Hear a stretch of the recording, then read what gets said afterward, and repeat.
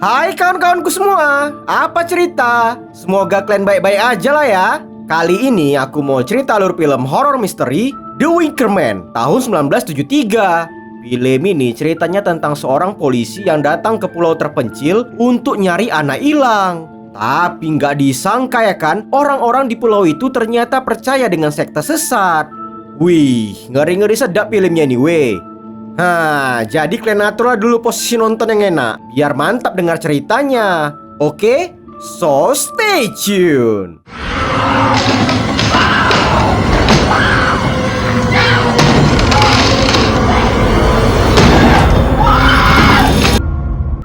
Jadi ceritanya tuh kayak gini weh. Film ini dibuka dengan adegan misa di gereja Katolik. Kita dikenali dengan tokoh utama yang adalah seorang sersan polisi bernama Neil Howie. Dia suka baca Alkitab dan juga sering ngelaksanain prosesi komuni. Dari sini nampak kalau dia ini penganut Katolik yang taat. Setelah menerima surat anonim dari kantornya, dia naik pesawat amfibi, terbang di atas lautan menuju sebuah pulau terpencil. Neil datang untuk nyelidiki seorang anak gadis yang hilang bernama Rowan Morrison. Dia mendarat di permukaan laut, kemudian dengan make toa, dia minta penduduk di tepi pantai buat minjamin perahu. Tapi orang-orang di sana nggak senang dengan kedatangannya dan bilang kalau dia udah masuk wilayah pribadi, jadi butuh izin dulu. Neil tetap ngotot karena ini urusan penyelidikan anak hilang. Setelah berunding, akhirnya mereka mau ngasih perahu penyeberangan. Sampai di daratan, Neil ngobrol sama kepala pelabuhan dan beberapa nelayan, serta nunjukin foto Rowan Morrison. Tapi mereka semua bilang nggak kenal dan nggak pernah nengok anak itu. Tapi anehnya, mereka malah bilang kalau kenal sama May Morrison. Karena marganya sama, Neil pikir dia adalah mamanya Rowan. Setelah ngedapetin alamat, Neil langsung pergi ke rumahnya. Waktu sampai di sana, Neil ketemu sama May Morrison. Tapi May bilang anaknya nggak hilang dan anak yang difoto itu bukan anaknya. Dia malah bawa Neil ke dalam rumah dan ngenalin anak gadisnya yang lagi gambar kelinci.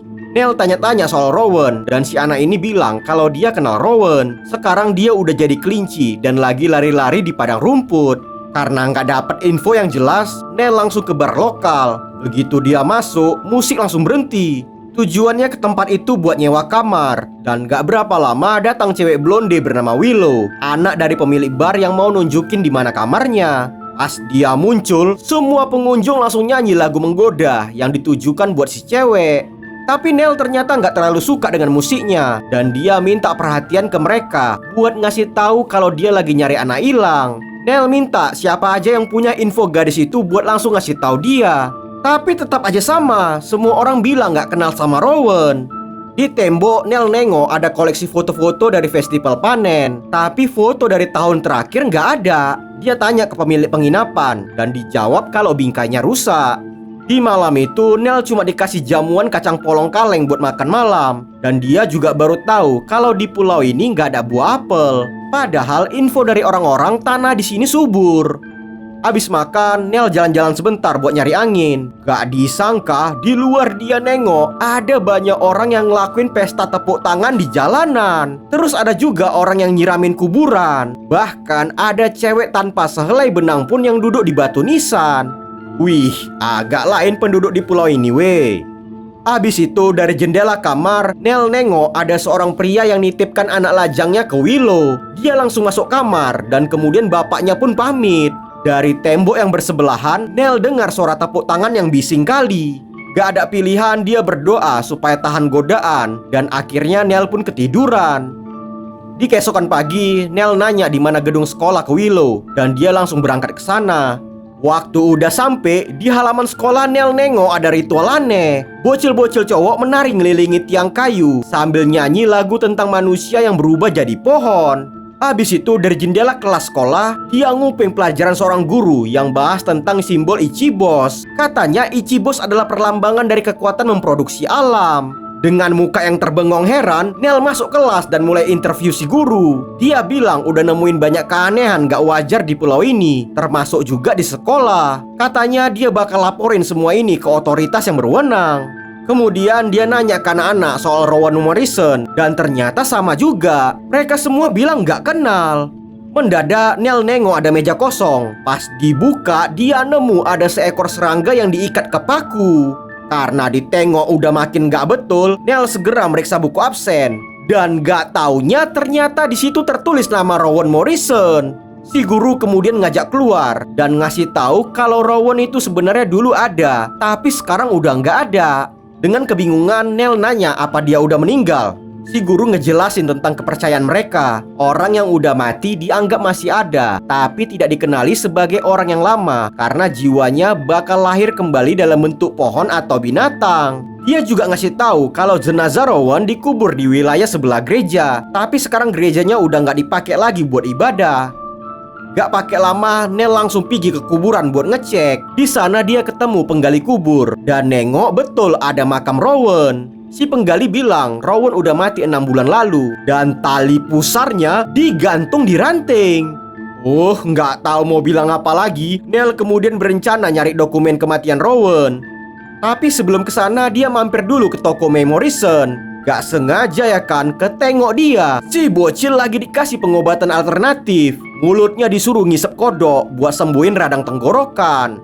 Nengok hal menjijikkan itu, Neil pun gak jadi nanya dan langsung pergi cabut dari sana. Gak berapa lama Neil tiba di kantor catatan sipil, tapi dia gak nemuin data kematian Rowan di situ.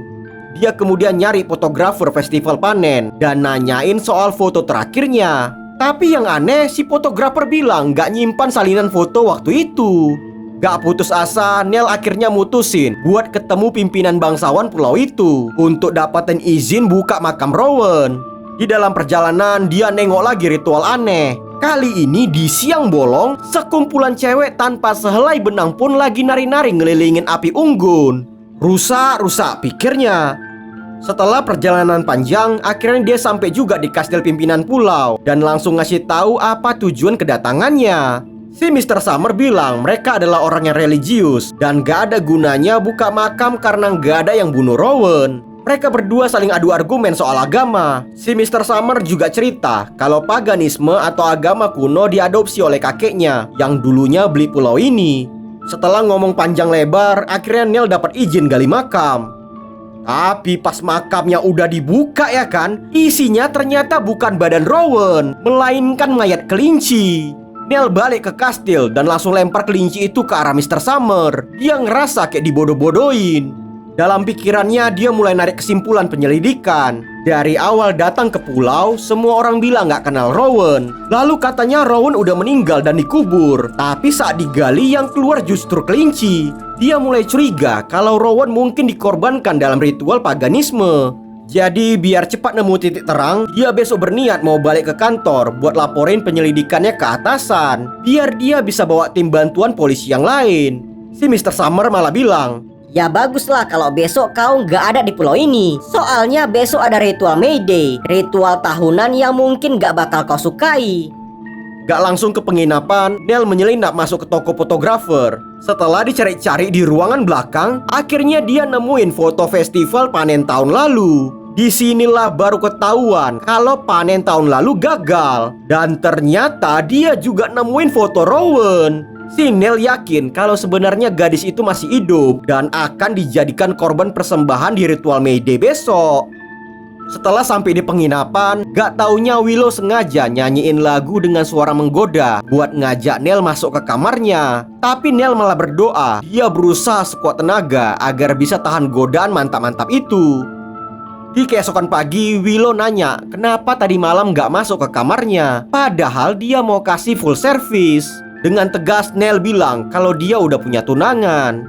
Di hari itu Neil ke perpustakaan. Dia nyari informasi tentang ritual May Day. Dia jadi tahu kalau di dalam ritual itu ada 3 karakter penting: manusia, binatang, waria, dan badut. Kemudian dalam sejarahnya korban ritual May Day biasanya sayur dan buah. Tapi kalau gagal panen, manusia pun bisa dikorbankan. Korban bisa dilempar ke laut atau dibakar di api kurban. Kadang bisa juga langsung dipenggal.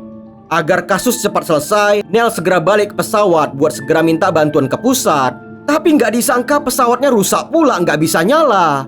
Teringat dengan Rowan yang masih hidup dan bakal dikorbankan hari ini, dia akhirnya mutusin buat nyari sendiri. Neil segera nyari ke segala tempat yang dia curigai, tapi pencariannya gagal.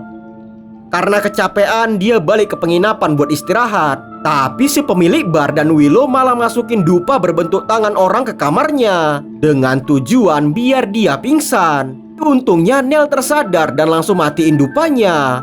Waktu si pemilik bar lagi pakai kostum badut buat ngikutin ritual Mayday, secara diam-diam Neil ngasih pukulan dan ngikat dia di tempat tidur. Dia langsung pakai pakaian itu buat nyamar dan bergegas bergabung ke upacara ritual. Di dalam pawai iring-iringan, Neil nengok ada orang yang berkostum kelinci dibawa dalam kereta. Dia ngerasa di dalam kostum adalah Rowan. Tiba-tiba semua rombongan masuk ke tempat ritual yang dikelilingi batu-batu gede. Ada 6 orang bersenjata nyilangin pedangnya, dan semua orang harus masukin kepala ke tengah pedang itu. Pas giliran orang berkostum kelinci, musik berhenti dan para prajurit nebas kepalanya. Si Neil langsung panik, tapi ternyata hal itu cuma pura-pura aja, dan orang di dalam kostum ternyata bukan Rowan. Kemudian rombongan lanjut menuju ke pantai, dan di sana mereka ngasih gentong gede berisi bir sebagai persembahan untuk dewa laut. Tapi si pemimpin upacara bilang kalau masih ada korban yang lebih besar. Dan gak disangka ya kan Neil akhirnya nengok Rowan yang tangannya lagi diikat. Gak pakai banyak bacot, dia langsung lari buat nyelamatin gadis itu, dan mereka kabur lewat gua. Tapi nggak taunya di pintu keluar, mereka ternyata udah ditunggu sama Mr. Summer dan warga lainnya. Mendadak si Rowan ngasih pelukan. Dia bilang ke pimpinan kalau sandiwaranya berhasil. Ya tentu aja si Neil jadi terotak kebingungan. Dia nengok ke bawah bukit, ada ombak gede yang ngehempas batu karang. Gak ada jalan buat kabur. Si Mr. Summer bilang kalau permainan udah selesai. Permainan antara korban dan si pemburu. Ternyata ya kan selama ini Neil lah yang diincar buat dikorbankan. Semuanya udah direncanakan biar dia datang sendiri ke tempat dan waktu yang ditentukan. Apalagi Neil udah memenuhi 4 syarat untuk ditumbalkan ke dewa mereka. Datang dengan kemauan sendiri, punya kekuatan raja karena mewakili hukum, masih perjaka, dan Neil terlalu polos karena gampang termakan tipu daya yang mereka buat. Gak berapa lama, orang-orang dengan topeng hewan mulai bermunculan. Neil coba kabur, tapi ditangkap dan dipakein baju putih ritual. Si Mr. Summer kemudian bilang, udah saatnya kau berjumpa dengan Winkerman. Selagi masih ada waktu, Neil dengan tegas ngasih tahu kalau ritual pengorbanan yang mereka lakukan adalah sia-sia. Gagal panen disebabkan karena tanah mereka yang bermasalah, bukan karena kemarahan dari Dewa Matahari dan Dewi Ladang seperti yang mereka percayai. Tapi semua percuma. Penduduk pulau itu otaknya udah kena cuci oleh ajaran sesat. Jadi mereka lebih percaya pengorbanan manusia bisa menyelesaikan masalah panen.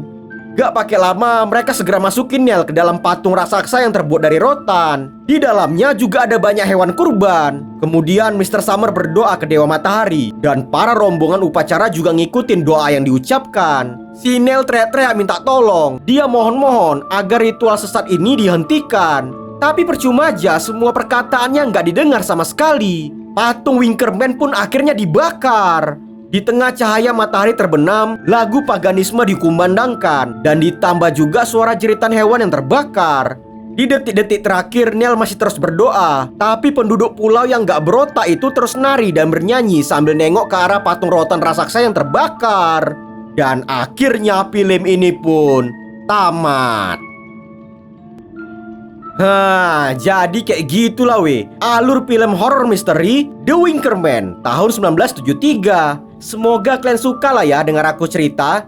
Pelajaran yang bisa diambil dari film ini adalah kesempatan mantap gak datang 2 kali. Jangan sampai menyesal seumur hidup. Oke? Tetap dukung channel Cheers Project biar makin berkembang ke depannya. Terima kasih and cheers.